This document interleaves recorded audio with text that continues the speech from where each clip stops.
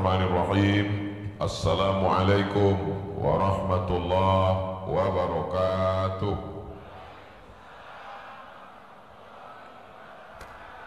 Alhamdulillah. Allahumma salli ala Sayyidina Muhammad ibni Abdillah wa ala alihi wa sahbihi wa man tabi'ahu wa mawala. Yang sama kita hormati Bapak General Manager Angkasa Pura, Bapak Dwi Ananda Wicaksono.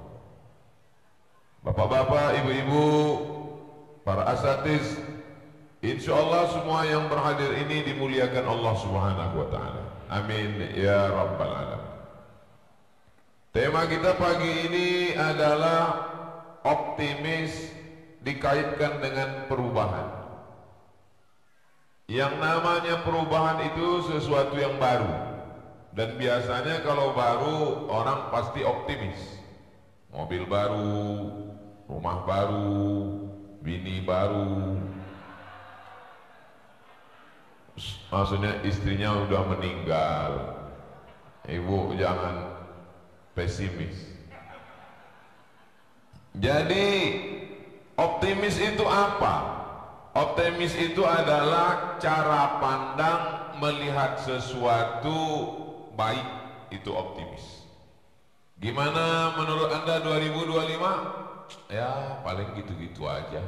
Itu bukan optimis. Optimis itu adalah cara pandang melihat sesuatu baik, lebih baik. Itulah dia optimis. Jadi manusia ini kakinya melangkah, tangannya bergerak, itu yang memotivasinya adalah cara pandangnya. Maka cara pandangnya mesti optimis dulu. Apa yang membuat orang optimis? Ada 5 yang membuat orang optimis.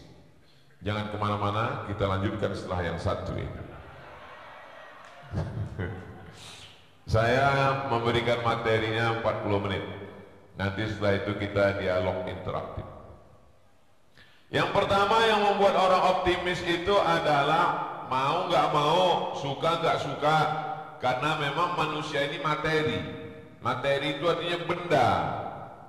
Tangan, kaki, darah, tulang, kuku, sumsum ini benda. Maka manusia tidak bisa dilepaskan dari benda. Makanya orang-orang yang terlalu terikat dengan benda disebut dengan materialistik. Sedangkan perempuan yang terlalu suka dengan benda disebut dengan materi. Cewek materi.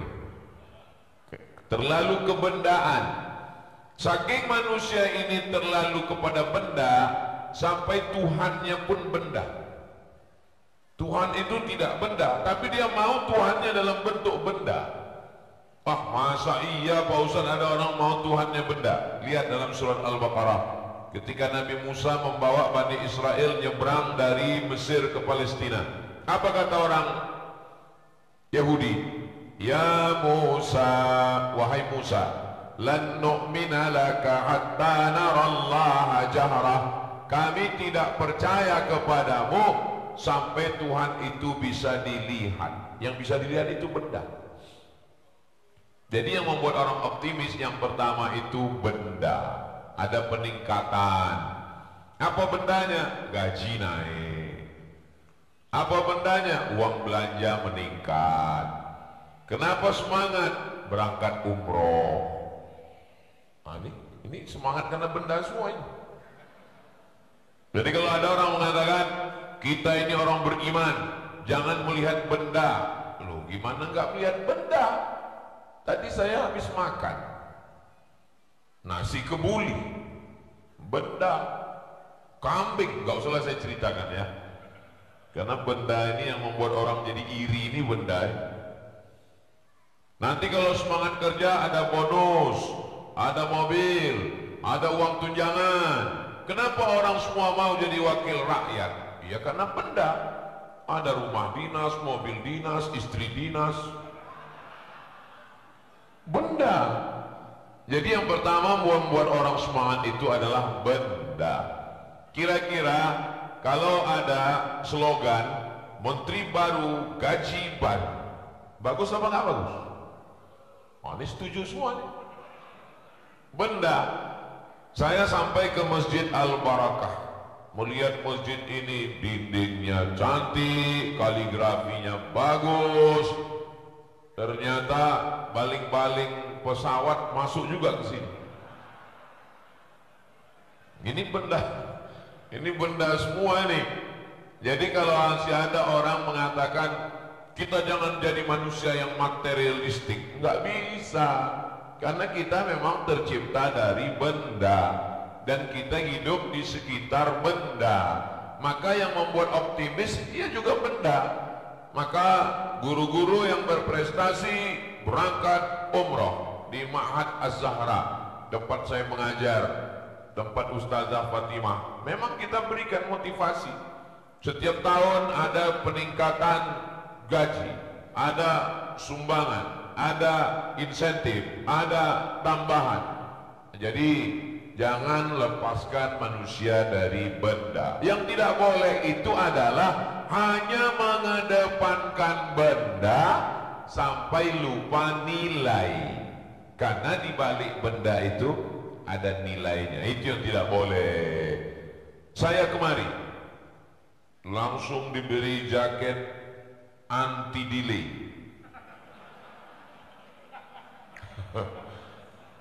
Loh, kok Ustaz tahu ini jaket anti delay? Acara jam 10 dimulai jam 10 kurang 7.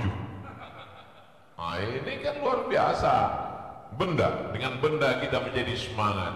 Nah, maka di dalam Islam itu ada benda. Zakat itu benda. Dari penghasilan kita, benda, duit, gaji, emas, perak, minyak, bumi, alam. Emas 2,5%, kalau beratnya 85 gram. Nah, jadi yang membuat manusia semangat itu benda, maka tidak ada salahnya meningkatkan benda-benda. Mama, supaya mama semangat, ini anggaran gaji 2025 ditingkatkan. Setuju, Bu? Tuh, optimis semua. Ketika guru-guru pada masa khalifah didatangkan anaknya untuk mengajar, diberikan insentif, diberikan gaji, Khalifah Umar bin Abdul Aziz memberikan atoya, gaji dan insentif tambahan, lalu kemudian langsung dipotong atas, seimbang antara materi dan non materi. Gaji itu materi, tapi ketika dipotong 2,5%, kamu akan dapat pahalanya mana? Maka silakan orang berprestasi kasih bonus. Begitu juga dengan siang ini, Ustaz Abdul Somad, Ustaz ceramah hanya 40 menit. Nanti tanya jamaah, yang bisa jawab pertanyaan dikasih buku, bukunya benda. Yang bisa jawab pertanyaan diberangkatkan umroh. Ini yang saya agak cemas. Saya tanya yang berangkat berapa? 1 orang. Jadi nanti untuk yang pertanyaan hadiahnya buku itu saya yang nanya. Tapi untuk yang pertanyaan hadiahnya umroh, saya serahkan ke senior saya. Saya ke Mesir 98, kakak kelas saya ke Mesir 94. Jadi beliau 4 tahun di atas saya, sesuai tahun keberangkatan ke Mesir, jadi saya serahkan ke beliau. Kenapa begitu? Karena kalau yang berangkat 1 orang, yang gak berangkat lebih banyak marah daripada yang suka sama saya. Gara-gara apa? Gara-gara benda. Jadi kalau ada supaya optimis, diberi bonus, diberi reward, diberi bantuan, diberi insentif, itu boleh atau tidak boleh? Boleh. Tapi bekerja hanya gara-gara bonus, itu yang tidak boleh. Kita bekerja karena Allah. Bismillahi tawakkaltu ala Allah, la haula wala quwwata illa billah. Aku nikahkan engkau dengan anakku dengan mahar karena Allah. Ya nggak bisa, mesti ada benda. Aku nikahkan engkau dengan anakku dengan mahar sebentuk cincin emas tunai. Benda, materi. Siapa yang menghilangkan benda dari ajaran agama Islam, maka dia sudah meninggalkan sebagian dari ajaran agama Islam. Ada orang yang tidak mau benda. Perempuan itu benda. Perempuan kok benda ya? Benda maksud saya nampak, materi, darah, daging, kulit, kuku, sumsum, tulang. Secara substansi dia tidak benda, tapi secara materi dia adalah seperti benda. Maka ketika perempuan itu mau dinikahkan, maka ada kompensasi antara benda yang tidak benda. Saya punya anak perempuan, dibesarkan, disekolahkan, tetes bulu keringat air mata. Ketika saya nikahkan dengan lelaki, ada kompensasi benda. Apa dia? Mahar. Tapi mahar tidak bisa membayar 25 tahun memperjuangkan seorang anak. Bapak punya anak 25 tahun dikasih makan, ibu melahirkan meregang nyawa dengan tetes bulu keringat air mata, tiba-tiba hanya dibayar dengan seperangkat alat sholat dan kitab suci Al-Quran mukena 100.000. Itu bukan kompensasi, itu namanya ganti rugi. Sudah diganti rugi. Lalu kenapa ibu mau menyerahkan anak ibu yang ibu lahirkan meregang nyawa, sobek daging badan ibu? Kenapa bapak mau menyerahkan? Karena tidak semuanya materi, tapi ada yang non materi, bahwa ini ada pahala. Itulah yang membuat orang optimis. Bismillahirrahmanirrahim, la haula wala quwata illa billah. Bagi atasan, bagi direktur, bagi yang punya kekuasaan, kalau mau karyawan, pegawai optimis, kasih materi. Bagi yang di bawah, kalau mau semangat, mesti ada tambahan. Tapi dia bukan yang utama, karena diri manusia ini tidak semuanya materi. Kalau di badan manusia ini semuanya materi, maka dia bukan manusia. Lalu dia siapa? Robocop. Robocop itu badannya materi semua karena nggak ada ruhnya. Sedangkan manusia ini ada tulang, ada darah, ada kuku, ada bulu, ada sumsum, tapi ada yang non materi. Itulah dia ruh. Ruh bukan materi. Allah meniupkan ruh ke dalam badan kita. Hari ini saya diberikan kursi duduk di atas, itu karena masih ada ruh di dalam. Tapi kalau sudah ruh ini keluar, maka saya tidak lagi duduk di atas, tapi sudah terbaring di lantai. Inna lillahi wa inna ilaihi rajiun. Wahai para pimpinan, saya tidak sebut Pak JM karena orangnya ada di sini.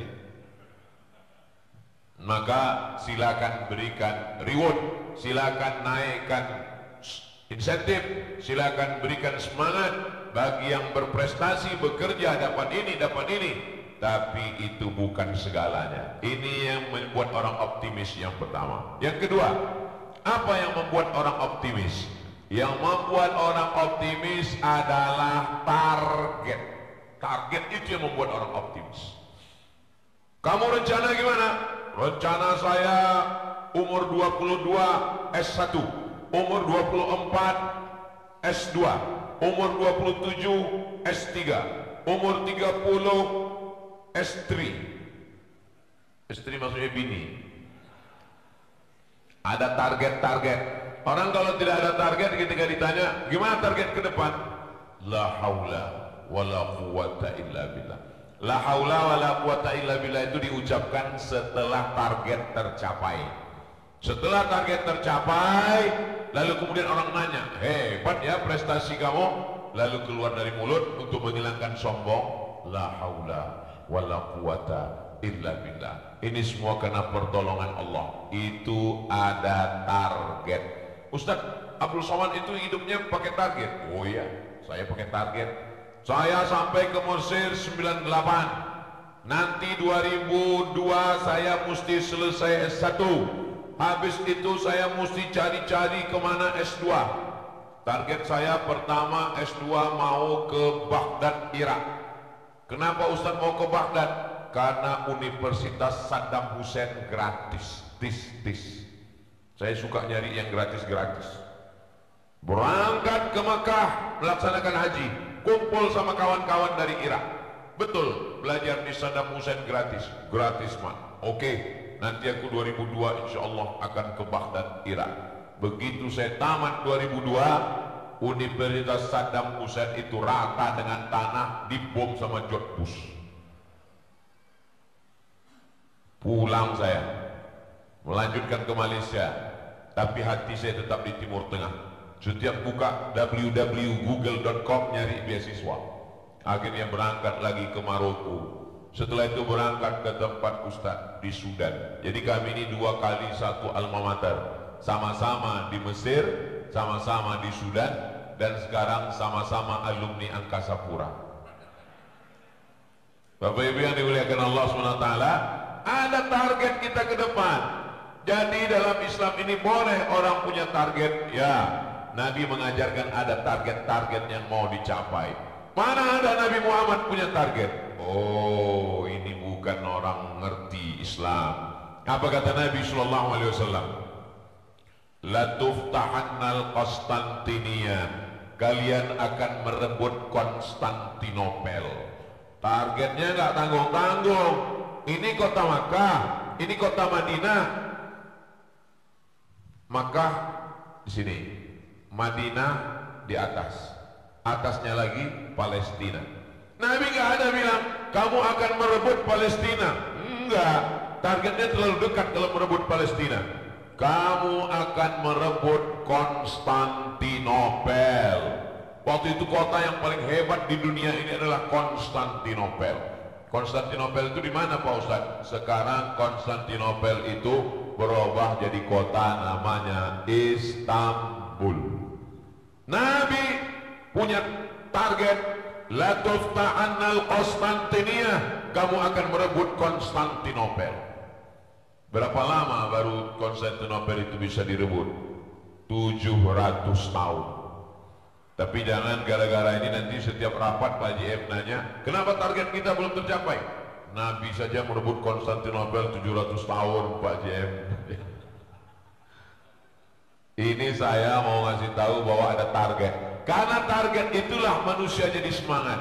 Datang sahabat Nabi untuk mengejar target itu. Dia pergi ke Konstantinopel, mau merebut Konstantinopel, tidak tercapai, tapi pahalanya sampai. Makamnya ada di Istanbul di bawah pohon kayu. Nama sahabatnya Abu Ayyub Al-Ansari. Umurnya ketika ke Konstantinopel 80 tahun. Umur 80 tahun membuat semangat. Kenapa semangat? Karena ada target yang mau dicapai. Jadi setiap orang punya target, insya Allah dia semangat terus. Ustadz, apalagi target Ustadz? Ya rahasia saya dengan Allah. Ada target-target saya yang mau saya capai. Saya mau membangun pondok pesantren di pedalaman supaya anak-anak tidak kena korban pendangkalan akidah. Mudah-mudahan tercapai, amin. Dulu saya punya target sekolah S1, S2, S3, profesor. Habis itu sudah tercapai. Tinggal satu lagi yang belum, almarhum. Itu nggak usah ditarget, datang sendiri. Saya mau punya target ada santri penghafal Quran gratis bisa belajar. Alhamdulillah, laki-laki 25, yang perempuan 25. Masih belum cukup, makanya kita buat lagi di beberapa tempat yang terasing, yang dai nggak sampai ke dalam. Kalau dai dari luar kita kirim susah, maka anak-anak pedalaman ini yang kita didik dari mulai TK Quran, SD Quran, SMP Quran, SMA Quran, S1 nanti akan balik lagi ke dalam program dakwah pedalaman. Mesti ada target-target. Abu Ayyub Al-Ansari umur 80 tahun, tapi dia tidak merebut Konstantinopel. Meninggal di Konstantinopel, dikuburkan di bawah pohon. Sekarang ada masjid, namanya Masjid Abu Ayyub. Panjang umur, sehat badan, mudah-mudahan nanti kita bisa sholat di Masjid Abu Ayyub Al-Ansari di Konstantinopel, yang sekarang nama kota Istanbul. Penuh orang berziarah ke makam untuk mengambil barokah dari seorang sahabat Nabi Muhammad. 80 tahun semangat. Kalau ada target, kira-kira ada di antara kita yang di umur 80 pas ditanya, Pak, Bapak siap berjihad? Yang muda-muda aja lah. Kenapa? Karena nggak ada target. Coba kalau ada target, karena dia ingin mendapatkan yang disebutkan Nabi dalam hadis itu, la tufta'annal Konstantiniyah, kamu akan merebut Konstantinopel, wala ni'mal amiru amiruha, panglima terbaiknya adalah panglima, wala ni'mal jaishu dzalikal jaish, pasukan tentaranya pasukan ini yang terbaik. Dan ternyata itu tercapai di tangan seorang laki-laki bernama Muhammad, anak Sultan Murad.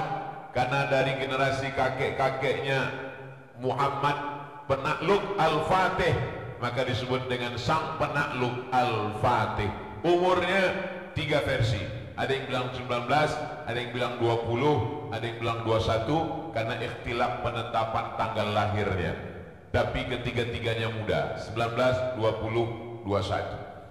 Sahabat Nabi jadi panglima perang namanya Usamah bin Zaid. Waktu diangkat Nabi umurnya 18 tahun. 18, 19, 20, 21. Kenapa semangat? Ada target. Sekarang anak-anak muda kita kalau ditanya, umur kamu berapa? 19. Apa yang sudah kamu taklukkan? Hati dia. Targetnya mesti jelas. Kalau hanya sekedar menaklukkan hati, untuk itu target yang penting tapi tidak terlalu urgen. Maka target yang ke depan ini mesti dalam kantor, di dunia dakwah, dalam memakmurkan masjid, begitu juga di angkasa pura. Maka target-target ini jelas insya Allah. Pertama materi, benda. Yang kedua ada target yang mau dicapai. Yang ketiga, apakah kita ini sekarang masih dalam target? Ya, karena kata Nabi, nanti kamu akan merebut Yaman. Yaman sudah Islam. Nanti kamu akan merebut Syam. Syam sudah Islam. Yaman sudah Islam. Syam 4 negara: Yordania, Suriah, Palestina, Lebanon, Islam. Tapi ada satu lagi target yang belum tercapai. Apa kata Nabi? Kamu akan merebut Rom. Rom itu menurut ulama adalah Romawi. Romawi itu adalah Italia. Puncak kerajaan Romawi zaman Nabi itu adalah Italia. Jadi yang dimaksud dengan Rom di zaman modern ini, kamu akan merebut Romawi. Ibu pulang ke rumah, kasih tahu ke anak-anaknya, anakku, target kamu adalah Romawi. Istri kamu nanti dari Italia, rambutnya pirang, matanya biru, kulitnya putih. Khawatirnya ibu ngomong begitu, yang semangat malah bapaknya. Dari ketawanya kelihatannya bapaknya yang semangat. Target, ibu bapak mesti punya cita-cita anak bapak yang akan mengumandangkan azan di Menara Eiffel. Jadi jangan hanya sekedar kagum melihat Menara Pisa, bertakbir mengumandangkan Allahu Akbar, Allahu Akbar. Begitu target kita ke depan. Gimana ibu-ibu, siap? Dari bunyinya nggak yakin saya. Eropa itu akan menjadi Islam, bukan dengan pedang, bukan dengan meriam, bukan dengan bom. Eropa akan menjadi Islam disebabkan 3. Hati-hati, ini akan keluar nanti dalam pertanyaan. Yang pertama, karena orang Islam bermigrasi ke Eropa. Orang Islam ramai-ramai pindah ke Eropa. Orang Jerman itu diisi oleh orang Turki. Turki ramai-ramai pindah ke Jerman. Sekarang lebih 3 juta orang Turki berada di Jerman. Tunisia, Aljazair, Maroko, Mauritania bermigrasi pindah ke Spanyol dan Prancis. Makanya orang Aljazair di Prancis terkenal. Siapa namanya? Zainuddin Zidane, pesepak bola. Lalu kemudian orang India, Pakistan, Bangladesh, IPB, India, Pakistan, Bangladesh bermigrasi ramai-ramai ke UK, United Kingdom, Inggris. Bahkan wali kota Inggris pun orang Islam. Artinya apa? Orang Islam setiap kali digempur dengan peperangan, Somalia perang, lari ke Eropa. Palestina perang, sebagian dapat suaka politik ke Eropa. Suriah digempur Bashar al-Assad, rakyatnya lari. Sudan berkecamuk, lari ke Eropa. Ternyata itu salah satu cara Allah supaya orang Islam pindah. Karena kalau disuruh pindah, orang Indonesia disuruh pindah ke Eropa, nggak mau. Kenapa? Orang tempat kita enak. Gemah ripah loh jenawi, tongkat dan batu jadi tanaman. Tinggal di Eropa, musim dingin beku, ninggal. Musim panas kepanasan. Tapi di tempat kita enak. Lihatlah orang Eropa terbang mendarat di Angkasa Pura, Soekarno Cengkareng Airport sampai kemari untuk apa? Hanya untuk menikmati cuaca yang indah. Dan kita sepanjang tahun cuacanya indah. Mereka pas musim dingin mati semua tanaman. Pas musim panas sepanas-panasnya. Tempat kita, saya ditanya sama mereka, berapa musim di tempat kamu? Tempat kami ada 4 musim. Musim bunga, musim gugur, musim salju, musim panas. Saya bilang di tempat kami ada musim durian, musim rambutan, musim asap, musim hujan, musim pilkada 5 tahun sekali. Musim yang paling enak, paling nyaman, tropis di tempat kita. Orang Arab suka, orang Barat suka, alamnya cantik dan indah, hijau. Begitulah Allah Subhanahu wa Ta'ala. Jadi, kenapa Eropa itu Islam? Karena orang Islam bermigrasi, berpindah ke sana. Yang kedua, kenapa Eropa itu akan Islam? Karena orang Eropa sendiri mati dan tidak punya keturunan. Kenapa nggak punya keturunan? Karena LGBT, laga pedang, nggak menghasilkan apa-apa, kena penyakit virus HIV/AIDS, kena penyakit raja singa, akhirnya mati. LGBT itu sebenarnya laknat yang diturunkan Allah untuk orang Eropa yang tidak menjalankan syariat Islam, sehingga mereka tidak mati karena peperangan, mereka tidak mati karena pedang, tapi mereka mati sendiri karena LGBT. Makanya orang kita jangan latah mengambil kuman LGBT itu. Yang ketiga, kenapa Eropa itu akan dikuasai Islam? Karena orang Islam diajarkan banyak anak, banyak rezeki. Orang Islam itu kalau menikah zaman dulu belum ada TV, belum ada handphone. Habis sholat Isya mati lampu, tidur, anak 10. Zaman sekarang gara-gara nonton TV, main handphone, akhirnya banyak istri-istri yang tidak disentuh suaminya karena sibuk main handphone. Kan nggak bisa dikirim pakai Bluetooth. Habis waktunya.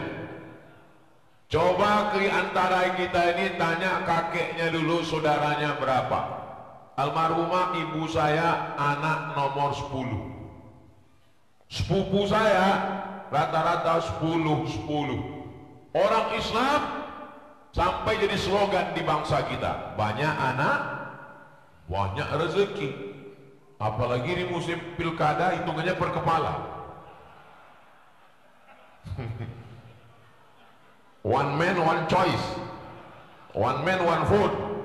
Apa maknanya? Orang Islam menganggap pernikahan juga begitu. Fankihu ma taba lakum minan nisa'i masna wa thulatha wa ruba. Ibu kalau kebetulan sholat tahajud sama suami, ayatnya itu waspadalah. Fankihu ma taba lakum minan nisa'i masna wa thulatha wa ruba. Kata istrinya, apa nggak ada ayat lain, Mas? Di antara istri ini melahirkan 10. Kata Nabi, inni mukatsirum bikumul umam. Saya bangga ketika nanti kumpul semua nabi-nabi. Umat yang paling banyak adalah umatnya Nabi Muhammad sallallahu alaihi wasallam. Jadi motivasinya itu adalah merebut Eropa. Saya yakin dan percaya ini anak-anak muda, saya sudah tua, sudah masa lalu. Yang akan merebut Eropa ini kalian anak-anak muda. Kalianlah yang akan punya istri mata biru, rambut pirang, kulit putih, tinggi 2 meter insya Allah. Amin. Saya lihat yang semangat malah yang bapak-bapak. Nah, berikutnya yang ketiga, apa yang membuat orang selalu optimis? Karena dia bersama dengan saudara-saudara. One man show tidak menghasilkan apa-apa. Nggak bisa hidup ini one man show. Kenapa saya optimis? Tadi pagi saya berangkat dari Medan habis sholat subuh Kuala Namu. Begitu duduk saya di pesawat, baca doanya di pesawat itu kan Bismillahirrahmanirrahim subhanalladzi sakhkhara lana hadza. Habis itu saya tambah bacaan Bismika Allahumma ahya wa amut. Dari mulai take off tidur, landingnya baru alhamdulillahilladzi ahyana ba'da ma amatan. Sampai di airport saya disambut oleh saudara-saudara saya. Coba kalau tadi saya nggak ada yang nyambut, ini nggak sampai ke masjid, bisa-bisa udah di Blok M saya sekarang. Ada saudara kita, ada teman, ada sahabat, jangan sendirian. Kalau sendirian kita pesimis, tapi kalau bersama, lihatlah pemain bola. Kenapa pemain bola itu optimis? Karena ketika penyerang di depan, dia tidak akan kebobolan. Kenapa? Karena ada penjaga gawang. Penjaga gawang memang nyantai di belakang, tapi dia selalu mensupport striker penyerang di depan. Dan mereka nggak pernah kelahi. Nggak pernah penjaga gawang itu ngomong, striker, cuman berani di depan, sini dong. Dan nggak pernah penyerang itu ngomong, alah ente cuma di belakang aja. Kalau memang berani, maju ke depan. Mereka sudah dengan tugasnya masing-masing. Jadi kita ini punya tugas masing-masing. Ada yang ngurus umat dengan ceramah, dengan tausiah, dengan tabligh akbar. Tapi ada yang ngurus angkasa pura, yang mengurus perjalanan langit ini. Bagaimana pesawat-pesawat ini? Kalau semua saya ajak semuanya tausiah, ini pesawat bisa tabrakan di atas. Nah, maka harus ada yang mengurus ini. Maka ini kita bekerja sama. Apa kata bapak, ibu? Jaga anak, pendidikan anak, mandikan anak, kasih anak makan. Bapak silakan jauh terbang memandang. Sejauh mata memandang bapak pergi terbang. Tapi nanti dia akan pulang ke rumah. Bagi-bagi tugas. Ini yang membuat kita selalu optimis. Saya optimis. Pondok tetap jalan. Kenapa? Di pondok ada ustazah, ada ustadz yang ngurus. Saya terbang, tapi nanti saya pulang ke rumah hari Selasa, hari Rabu, hari Kamis ke rumah. Kalau kita one man show sendiri, kita stres, kita lelah, kita letih. Bapak GM, beliau arahkan kepada divisi-divisi. Menteri, di bawahnya ada dirjen. Presiden, ada gubernur di provinsi. Gubernur, ada kepala dinas, kepala badan, kepala kantor yang ada kepala maupun tidak berkepala.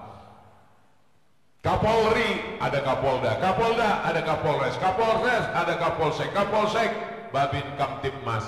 Ini semua bekerja sama. Allah SWT itu maha kuasa, ya. Tapi kenapa mesti ada malaikat? Ada malaikat menurunkan rahmat, ada malaikat mencabut nyawa. Apakah Allah itu tidak kuasa? Innama amruhu iza arada syai'an ayyakula lahu kun fayakun. Tapi kenapa Allah SWT tetap ada malaikat? Allah mau mengajarkan manajerial, the right man on the right place, orang yang tepat di tempat yang bagus supaya tugas ini. Maka saya yakin dan percaya, saya optimis terus karena kita punya tim. Kita bekerja tidak one man, tapi kita bekerja a team, satu tim yang solid dan kuat.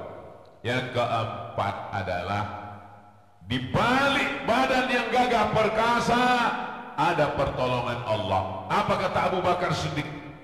Nanti kita akan ditangkap kafir musyrik ya Muhammad sallallahu alaihi wasallam. Apa kata Nabi? La tahzan. Don't be sad. Jangan sedih, jangan takut, jangan cemas. Innallaha ma'ana. Allah ada bersama dengan kita. Saya kalau menganggarkan diri saya sendiri saya lemah. Tapi ketika saya serahkan semuanya kepada Allah, masalah saya besar. Allahu Akbar, Allah Maha Besar. Serahkan semuanya kepada Allah. Inna sholati wa nusuki wa mahyaya wa mamati lillah. Tapi penyerahan ini setelah rapat, setelah meeting, setelah target, setelah materi, setelah semuanya baru serahkan pada Allah. Saya nggak mau gara-gara tausiah ini nanti pas rapat, bagaimana planning kita 2025, bagaimana insentif, bagaimana reward, bagaimana target, kita serahkan semua pada Allah. Belum apa-apa harus serahkan pada Allah. Siapkan dulu kendaraannya, siapkan minyaknya, siapkan drivernya, siapkan Sherlocknya. Setelah itu baru serahkan pada Allah. Bismillahirrahmanirrahim. La haula wala quwata illa billah. Saya yakin Allah sudah siapkan rezeki saya di tahun 2025. Tapi Allah ingin melihat saya bagaimana meraih mengambil rezeki itu. Ini di atas meja ini Allah sudah siapkan rezeki saya. Ada anggur dua jenis, hijau dan merah. Ini namanya anggur koalisi. Ada pisang, ada jeruk, ada lengkeng. Ini memang disiapkan untuk saya. Walaupun panitia belum ada ngomong, saya husnuzon. Saya optimis ini punya saya. Tapi kalau saya tidak berusaha untuk mengambilnya, mendekatkannya ke mulut saya, jangan sekarang Ustaz. Ini tidak akan mungkin masuk sendiri ke mulut saya. Mesti ada usaha dan ikhtiar. Itulah dia beda kita dengan ahlul bid'ah wa dhalalah, ahli yang sesat, sedangkan kita adalah ahlus sunnah wal jamaah. Kita percaya kepada takdir. Itu yang membuat kita optimis. Pemuda-pemuda, adik-adik yang belum menikah, kalian sudah ditakdirkan Allah, ada jodoh kalian. Makanya ada ungkapan, kalau jodoh tak kemana, tapi itu masih koma, ada ujungnya. Saingan di mana-mana. Jadi mesti ada ikhtiar, ada ta'aruf. Kebetulan bapaknya temenan. Oh itu anak saya. Oh ya, pertemuan. Ada janjian, ada ngobrol, ada planning rencana. Barulah terjadi pertunangan. Setelah itu akan nikah, ada walimah. Ini prosesnya, ini yang indah. Maka walaupun kita sudah bersama, tapi kalau tidak ada Allah Subhanahu wa taala, ada anak muda yang gagah perkasa, Umar bin Khattab. Ada anak muda yang otaknya cerdas, Ali bin Abi Thalib. Ada anak muda yang hartanya banyak, Utsman bin Affan. Ada orang tua yang bijaksana, Abu Bakar Siddiq. Ada perempuan yang kaya raya, Khadijah. Ada perempuan yang cerdas, Aisyah. Ada perempuan yang siap bawa makanan naik ke Jabal Sur. Itulah dia Asma. Jadi tolong kita renung sejenak. Di antara kita ini mikir, ibu-ibu, saya ini Pak Ustadz nggak kuat, tapi duit saya banyak, Khadijah. Saya duit nggak banyak Pak Ustadz, tapi pikiran saya cerdas, Aisyah. Saya ini Pak Ustadz anak muda, nggak ada duit, kurang cerdas, tapi bertenaga, Umar bin Khattab. Saya ini Pak Ustadz kaya enggak, bertenaga juga enggak, cerdas juga enggak, Abu Lahab. Jangan cemas, ada posnya masing-masing. Nah, yang terakhir, yang kelima, ini yang tidak kalah penting. Apa yang membuat kita selalu optimis? Target-target materi sudah, pertemanan, persahabatan, perkawanan sudah, punya target-target sudah, berserah diri kepada Allah sudah. Apalagi yang belum? Ada ilmunya. Maka ilmu ini mesti dipelajari dengan baik. Kalau kebetulan tukang, ya belajar arsitek, Institut Teknologi Bandung. Kalau kebetulan pertanian, ya belajar Institut Pertanian Bogor, IPB. Kalau kebetulan bahasa, ya ambil kuliah sastra di Fakultas Sastra Universitas Indonesia. Jadi tidak hanya selesai dengan sholat, puasa, ada ilmunya. Makanya kata Nabi, idza wussidal amru ila ghairi ahlihi, kalau diserahkan pada orang yang bukan ahlinya, nggak ada ilmunya, fantaziris sa'ah, tunggulah kehancuran. Ini masjid yang cantik ini ada ilmunya. Pesawat bisa terbang, ada ilmunya. Saya Ustadz LC Al-Azhar Mesir, S2 Maroko, S3 Sudan. Saya profesor di University Islam Sultan Syarif Ali Brunei Darussalam. Saya insya Allah berilmu. Tapi kalau saya tawarkan Bapak Ibu semua, ini ada tawaran dari saya, kita jalan-jalan ke Bali gratis, pilotnya saya, mau? Gak ada yang mau. Kenapa Kenapa nggak mau? Kalau masalah sholat, sebelum berangkat kita sholat sunat hajat dulu. Masalah doa, sebelum berangkat saya bimbing baca doa semua dulu. Sekarang saya tanya sekali lagi, mana tahu berubah pikiran. Kita minta proposalnya, saya akan minta ke Pak GM. Pak GM akan mengabulkan satu pesawat untuk kita. Kita akan liburan tahun baru ini ke Bali. PP, saya pilotnya. Mau? Kenapa nggak mau? Padahal sudah bertawakal pada Allah. Alasannya satu, karena nggak ada ilmu. Saya nggak sakit hati waktu ibu itu. Tapi tolonglah, walaupun nggak mau janganlah terlalu kuat seperti itu. Apa salahnya bilangnya enggak, kan cukup. Nggak mau. Jaga juga perasaan kita kan. Materi mesti ada, target mesti ada. Buat sebuah tim, jangan one man show. Serahkan pada Allah, Allah bersama kita. Tapi mesti dibarengi dengan ilmu. Sejalan antara rasional dengan intelektual. Sejalan antara material dengan spiritual. Mudah-mudahan 5 bekal ini membuat kita optimis menuju tahun perubahan 2025 insyaallah. Amin ya rabbal alamin. 40 menit berlalu, berikutnya akan saya serahkan kepada Ustadz kita untuk membimbing masih di jalan yang benar, untuk dialog interaktif. Terima kasih. Wassalamualaikum warahmatullahi wabarakatuh. Waalaikumsalam warahmatullahi wabarakatuh. Barakallahu fiqi habibi. Baik, apa yang tadi disampaikan masih terserap? Bu, dicatat? Coba kalau begitu kita tes dengan satu untuk hadiah pertama nih, sebelum nanti ada pertanyaan dari para jemaah. Dari titipan dari apa nih? Dari Al-Miqat dulu ya. Al-Miqat dulu sih. Nanti antum aja jadi utamanya lah. Baik. Al-Miqat. Beliau menyiapkan 2 tumbler dan 2 bantal untuk yang tidur di mobil ini ya. Jadi kalau tidur di balai-balai repot juga di bantalnya nih. Satu pertanyaan dulu untuk bisa dijawab para jemaah.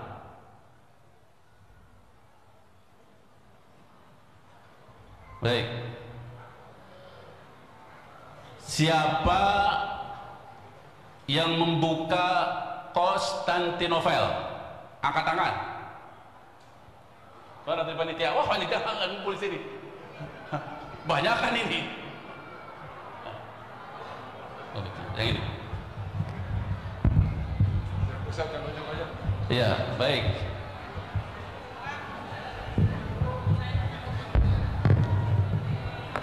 Mana? Oh, ini udah depan. Ada sebelah sana tadi yang paling duluan itu. Mana? Siapa? Mana? Bapak ini. Yang ini baju biru. Oh iya, baju biru, baju Pak. Dari Pak.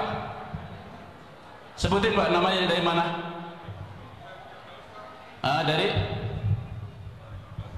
Dari Brebes. Jauh amat ke sini Pak. Oh iya, baik. Apa siapa Pak? Muhammad Al-Fatih. Betul saya? Oh betul kata kalau profesor yang menyebutkan betul udah sahih itu. Baik. Kasih satu aja, tumbler. Satu bukan 21. Itu ya apa bungkusnya satu? Itu. Baik. Sekarang lanjutkan dengan kalau ada pertanyaan. Alhamdulillah sekarang kita udah sampaikan tadi materi sama Al-Mukarram, guru kita. Sekarang justru dari bapak-bapak dan ibu-ibu ini yang bertanya. Siapa yang mau bertanya? Angkat tangan. Bapak-bapak juga. Ayo Pak, berdiri Pak. Kasih mic-nya. Yang bertanya dikasih tumbler juga. Tadi yang jawab pertanyaan, sekarang yang bertanya juga dikasih. Ya tenang, ibu-ibu tenang. Baik, assalamualaikum warahmatullahi wabarakatuh. Waalaikumsalam. Mohon izin bertanya Pak Ustadz, terkait tema kita optimis ini, bagaimana cara menyikapi perbedaan pendapat dalam menjalankan suatu pekerjaan, bersosialisasi dan khususnya agar tetap bertakwa kepada Allah Subhanahu wa taala. Baik. Terima kasih Pak Ustaz. Berbeda pendapat itu tidak masalah. Yang selalu jadi masalah itu berbeda pendapatan.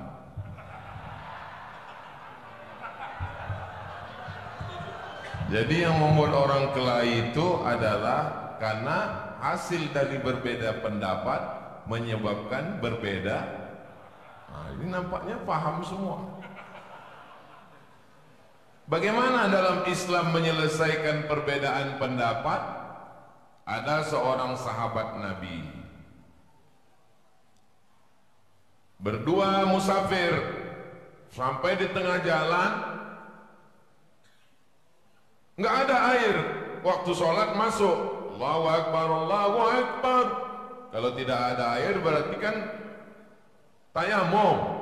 Nah, dia tayamum, selesai tayamum dia sholat berdua. Begitu lanjut perjalanan ketemu kolam air. Akhirnya yang dua ini berbeda pendapat. Yang satu mengatakan, ya saya wudhu, kan ada air. Dia wudhu lagi, dia sholat. Yang satu bilang, saya nggak sholat lagi, orang saya sudah sholat. Berbeda. Dan mereka nggak kelahi gara-gara itu. Nggak ada tuh yang satu bilang, kamu pelaku bid'ah, dolalah, masuk neraka jahanam. Nggak ada. Dan setelah itu mereka pulang ketemu dengan Nabi. Cerita, ya Rasulullah, tadi kami perjalanan nggak ada air, kami tayamum. Nggak lama setelah itu ketemu kolam, teman saya wudhu, dia ulang sholat lagi. Kata Nabi kepada yang tadi sudah sholat, dia sholat lagi, laka ajrani, kamu dapat dua pahala. Satu sholat pakai tayamum, satu sholat pakai air. Yang nggak sholat pakai air, yang sholat pakai tayamum, kata Nabi, laqad asabta sunnah, perbuatanmu sudah sesuai dengan sunnah. Kedua-duanya benar. Ini contoh ikhtilaf yang kedua-duanya sama benar. Tapi nggak ada yang ketiga. Yang nggak sholat cuman ingat aja, kamu juga benar. Nggak ada, itu nggak ada. Itu tambahan dari periwayat pendusta pembohong. Apakah semua perbedaan pendapat itu diterima Nabi? Tidak. Ada salah satu sahabat musafir. Pas musafir nggak ada air. Kenapa selalu dalam cerita sahabat itu nggak ada air? Karena mereka tinggal di gurun dan tidak banyak persediaan air. Malamnya mohon maaf dia mimpi basah. Bangun pagi nggak ada air. Akhirnya dia masuk guling-guling di tanah. Ya tamarrahu katamarrughil dabbah, berguling-guling di tanah seperti berguling-gulingnya hewan. Pas ditanya, kenapa kamu guling-guling? Saya kan mau mandi wajib, air nggak ada. Ya udah, ganti dengan guling-guling di lumpur. Air nggak ada. Setelah itu pulang ke Madinah, diceritakan ke Nabi, ya Rasulullah, ini teman kami mandinya nggak ada air, airnya dia guling-guling di tanah. Kata Nabi, kalau junub nggak ada air, nggak perlu guling-guling, cukup tayamum saja. Jadi kalau benar menurut Nabi, Nabi biarkan. Tapi kalau salah, Nabi luruskan. Jadi perbedaan itu ada dua. Kalau saya berbeda dengan Al-Mukarram Ustadz, tapi perbedaannya masih antara benar atau benar sekali, saya mesti berlapang dada menerima perbedaan. Contoh, saya pakai celana, beliau pakai jubah. Beliau nggak ada mengkritik saya. Abdul Somad pakai jubah sunnah, pakai celana bid'ah. Kenapa? Karena masih sama-sama benar menutup aurat. Tapi kalau perbedaannya antara yang batil dengan yang hak, maka kita mesti berani mengatakan ini batil. Nah, bagaimana kita tahu ini betul, ini batil, ini batil, ini betul? Mesti ngaji, mesti belajar. Alhamdulillah, yayasan yang ada di bawah airport ini, masjid musolanya diatur dengan manajemen yang baik. Para asatiznya, guru-guru kita dari Al-Mukarram ngasih tahu, Ustadz Salim Abdillah datang ke Ustadz Fahmi Salim, senior kami di Al-Azhar, calon doktor tafsir, para ulama kita datang. Maka ketika kita berbeda, tapi perbedaan kita itu masih dalam ahlus sunnah wal jamaah, nata'awan fi mattafaqna, bekerja sama pada perkara yang kita bisa, wa nata'azar fi makhtalafna, mari kita berlapang dada menerima perbedaan. Ini dalam masalah ikhtilaf agama. Adapun masalah kita di kantor, semuanya diselesaikan dengan wa amruhum syura bainahum, musyawarah. Jangan diselesaikan di grup WhatsApp. Grup WhatsApp tidak pernah menyelesaikan masalah, menimbulkan masalah baru. Saya kalau ada masalah orang dengan saya ajak ngopi darat. Kapan kita bisa kopdar? WhatsApp itu nggak kelihatan wajah orang itu senyum atau marah. Kita sangka, apa kabar kamu? Kita nggak tahu wajahnya senyum atau marah. Karena nggak ada intonasi suara, karena tidak ada mimik wajah. Nah, maka grup WhatsApp itu hanya pengumuman kajian, janjian ketemuan. Menyelesaikan masalah adalah ketemu langsung. Wa amruhum syura bainahum. Alhamdulillah, beberapa masalah selesai dengan kita berkomunikasi dengan baik. Jadi dalam masalah agama maupun dalam masalah pekerjaan, kita selesaikan dengan asas musyawarah mufakat. Itu ajaran Islam dan tradisi dari nenek moyang kita dulu, insyaallah. Demikian, wallahu a'lam. Terima kasih, jazakallahu khair. Selanjutnya pertanyaan untuk Door Prize. Bu, belum ditanya udah nyacung duluan. Bingung saya ini.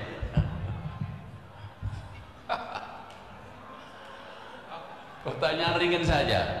Tadi bapak-bapak dua, sekarang gue mesti ibu-ibu nih. Khusus ibu-ibu ya. Supaya nggak berat sebelah. Konstantinopel itu sekarang ada di negeri mana? Ada 300 ini jangan. Mana?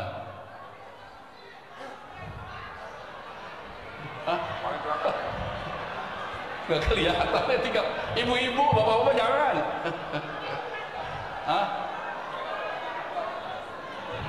Yang belakang kan yang duluan tuh, paling duluan tuh, mana tuh? Yang coklat tuh, yang belakang tuh, yang berdiri tuh, yang coklat. Itu maju. Apa bu sebut itu? Sebut itu. Istanbul, betul Pak Prof? Alhamdulillah, barakallahu fiik. Istanbul, baik. Udah nggak usah ke Prof, cuma di Istanbul doang. Alhamdulillah, baik.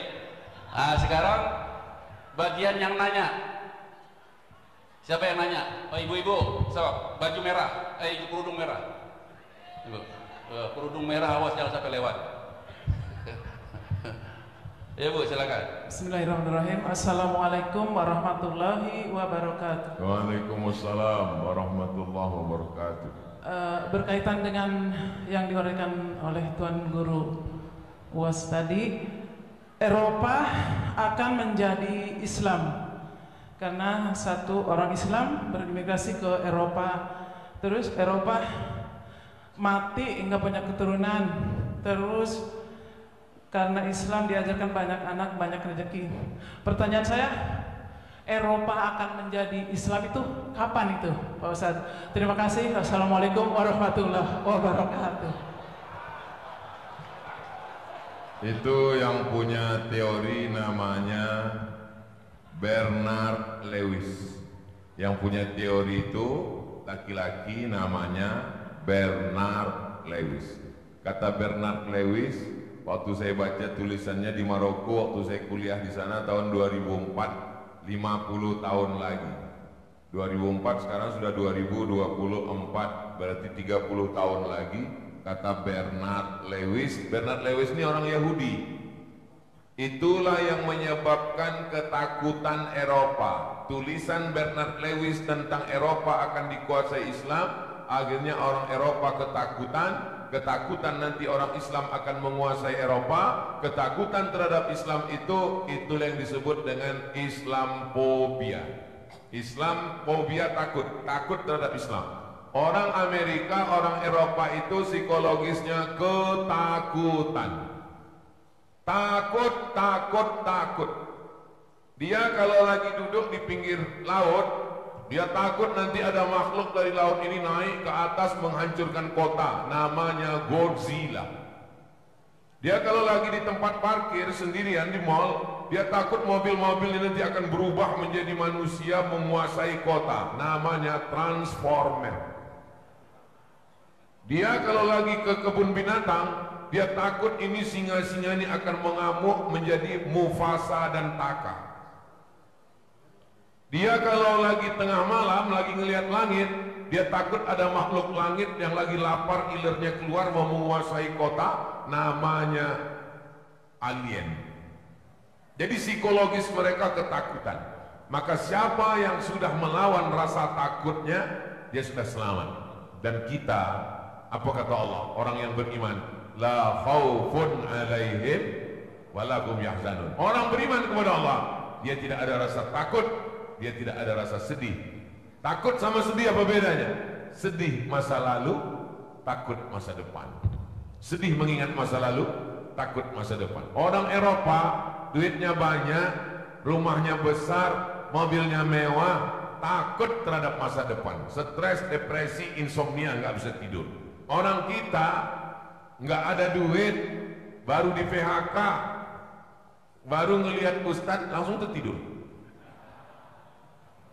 Rasa takutnya sudah bisa dia kendalikan.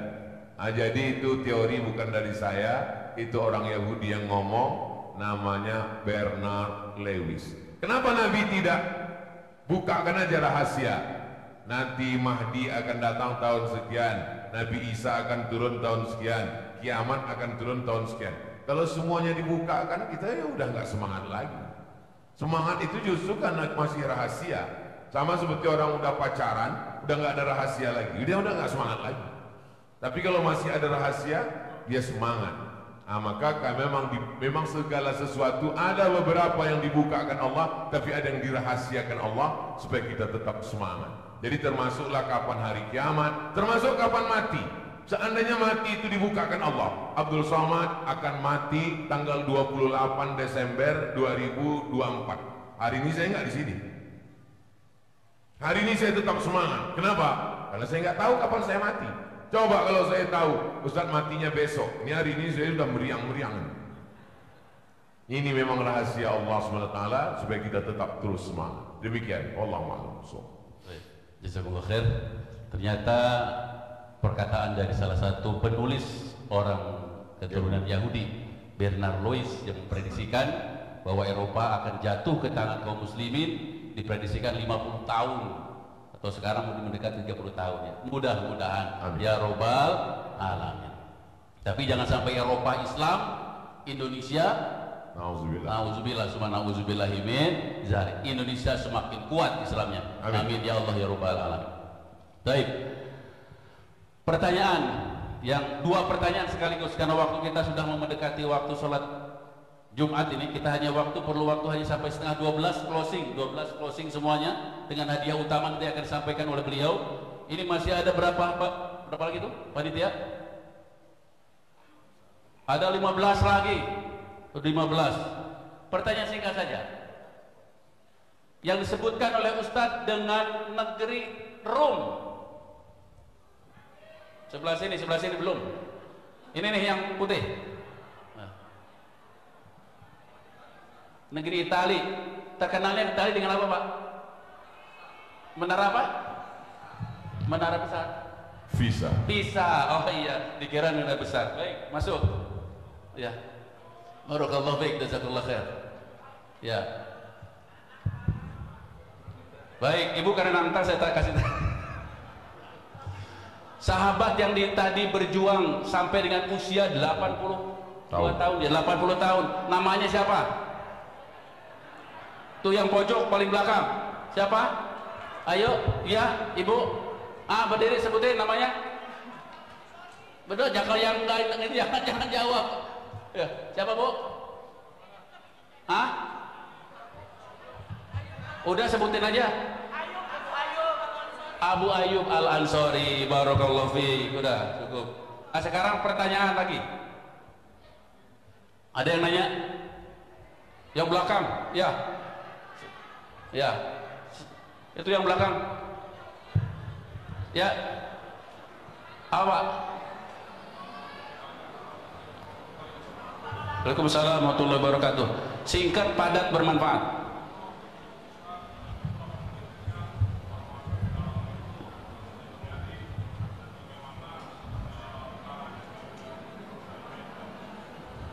Warga pedalaman, nggak kedengaran saya. Mana? Nggak kedengeran nih, Kang. Maju dikit, maju dikit. Maju dikit Kang Zul. Kang Zul, maju dikit Kang Zul. Nah, ini bagian kendaraan bandara ini. Masya Allah. Ini. Bismillahirrahmanirrahim. Assalamualaikum warahmatullahi wabarakatuh. Tuan Guru, Waalaikumsalam. saya Zulfikar Akmawalat dari Angkasa Pura Indonesia ingin bertanya bagaimana optimis Ustadz untuk tahun 2025 ini warga pedalaman yang ingin Ustadz jadikan daya atau penghafal Quran itu terlaksana dengan baik, dan apa motivasinya yang terbesar untuk Ustadz? Barakallahu fiik. Saya masuk ke pedalaman tahun 2016. Sukunya suku Talang, agama animisme. Sebagian sudah ditarik warga sebelah. Awal masuk 2016, saya ambil foto, gambar, video, kita presentasi di masjid. Datang jamaah yang punya pondok, konglomerat. Saya nggak bisa ngasih duit, Ustadz. Tapi kalau anak-anak itu Ustadz masukkan ke pondok saya, gratis saya tanggung semua. Akhirnya saya masukkan 2016, 17, 18, 19, 20, 21, 22 tamat. 22 kemarin mereka tamat. Kita carikan tempat kuliah dan mereka sedang kuliah. Sebelum mereka selesai kuliah, berarti ada waktu 3 tahun lagi, kita mesti udah siapkan pondok. Alhamdulillah pondoknya ada, nanti tinggal anak ini pulang. Tinggal yang dipikirkan adalah bagaimana dengan gaji anak ini. Paling enggak gajinya 2,5 sampai 3 juta ke atas supaya dia bisa punya istri, menikah. Bagaimana anak-anak yang di dalam tadi ada beasiswanya, gaji gurunya, beasiswanya, dan sarana prasarana pondoknya. Alhamdulillah, Pilkada 2024, bupati yang menang di daerah itu adalah orang yang saya kampanyekan. Memang saya sudah tekad kalau ini menang, inilah yang akan saya majukan. Saya minta 3. Pertama, saya minta tolong biayai anak ini dengan biaya Pemda. Yang kedua, tolong gurunya ini angkat, masukkan jadi guru Honda, honor daerah. Yang ketiga, tolong bangun fasilitas kelas dengan asrama. Jadi saya optimis 2025 saya tinggal membawa, menagih, bukan untuk kepentingan saya, tapi untuk anak pedalaman di 2 kabupaten. Satu kabupaten Indragiri Hulu, satu lagi nama kawasannya Bagan Benio di Kabupaten Bengkalis. Sama juga kasusnya, bupatinya juga yang menang, yang saya support, yang saya kampanyekan. Saya kalau mengkampanyekan orang, saya siap. Kalau dia kalah, berarti saya ngilang selama 2 tahun. Kalau dia menang, berarti anak-anak ini dapat. Apakah kalau saya ngilang lalu dakwah di situ mati? Enggak mati. Karena akan banyak kawan-kawan saya, ustadz-ustadz yang lain turun ke sana. Kan nggak mesti saya selamanya berdakwah. Jadi semua yang saya lakukan itu sudah matang di pikiran saya. Kalau kalah ini risikonya, kalau menang ini yang didapatkan untuk dakwah anak-anak. Jadi 3 yang didapatkan di 2025 ini. Pertama, guru-gurunya insya Allah dapat. Yang kedua, anak-anaknya dapat beasiswa. Yang ketiga, sarana prasarananya. Tanahnya sudah dapat, kelasnya sudah, tapi masih kurang, maka disupport. Ada konglomerat, ada orang kaya, ada pemerintah. Pemerintah ini mesti dekat dengan kepala-kepala daerah. Inilah yang kami dengan kawan-kawan lakukan. Demikian, wallahu a'lam. Alhamdulillah, jazakallahu khair. Baik, pertanyaan lagi. Belum ditanya, Pak. Dalam poin optimisme yang disampaikan oleh Ustadz tadi, sebutkan poin yang kedua. Oh, udah tadi ibu di sebelah sini, yang sebelah tengah tadi belum, sebelah tengah belum, ibu-ibu. Yang tengah tadi ibu siapa itu ya itu, Bu, siapa? Poin yang kedua, target. Yang kedua target. Pas, cocok. Baik, kasih. Baik, yang kedua. Ini yang depan belum katanya nih. Belum yang depan. Baik. Dari poin optimis tadi. Yang kelima, jangan lihat contekan. Lihat contekan. Ya, sama. Ilmu yang terakhir. Ilmu terakhir. Masuk. Baik. Pertanyaan, Dari ibu-ibu baru satu pertanyaannya, bapak-bapak udah dua. Ibu-ibu yang nanya, tadi ibu udah dapat? Mana? Ini yang depan belum? Yang depan belum? Depan bu, silakan. Bertanya, silakan bertanya. Udah. Assalamualaikum. Maaf Pak, pertanyaannya singkat aja. Ini kan hari Jumat. Sebaiknya perempuan sholat Jumat apa sholat duhur?